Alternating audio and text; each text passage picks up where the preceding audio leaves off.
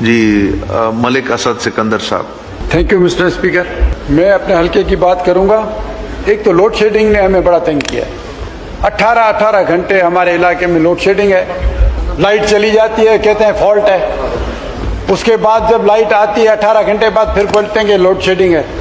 Sir ये 24 घंटों का प्रॉब्लम हो रहा है, आखिर इसको कौन देखेगा? मैं मिनिस्टर साहब से रिक्वेस्ट करता हूं कि इस चीज़ को मेहरबानी करके देखें। हमारी सिटी में बड़े हालात ख़राब हैं। दूसरी बात सर मेरी ये है कि हमारे पास 2 फीडर हैं। एक एग्रीकल्चर फीडर है कल्ली भगाड़ पे, दूसरा जो है ना इंडस्ट्रियल फीडर है। सर इंडस्ट्रियल फीडर पे कोई लोड शेडिंग नहीं है और एग्रीकल्चर पे लोड शेडिंग है, जबकि बिल तो हम भी देते हैं, एग्रीकल्चर वाले भी देते हैं। तो सर इस मुल्क में एग्रीकल्चर जो है ना वो तो बैकबोन है पाकिस्तान का, तो उस पे लोड शेडिंग है और इंडस्ट्री वालों पे नहीं है लोड शेडिंग। सर ये तो जुल्म है। और ये मेरी मिनिस्टर साहब से भी बात हुई थी, उन्होंने यकीन दिलाया था और सीओ साहब ने भी यकीन दिलाया था कि इसको हम ख़त्म करेंगे, मगर अभी तक सर कुछ ख़त्म नहीं हुआ। मेहरबानी करके आप मिनिस्टर साहब को बोलें, ये हमारा एक राइट है।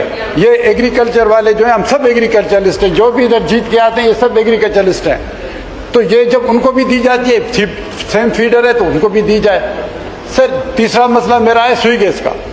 हमारे सिटी में गैस बिल्कुल नहीं आती। इवन लेडीज़ जो है ना वो हमारे अब घरों पे आना जो है ना शुरू हो गई हैं कि आप बात क्यों नहीं करते।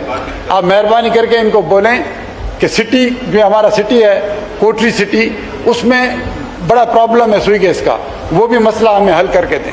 Thank you.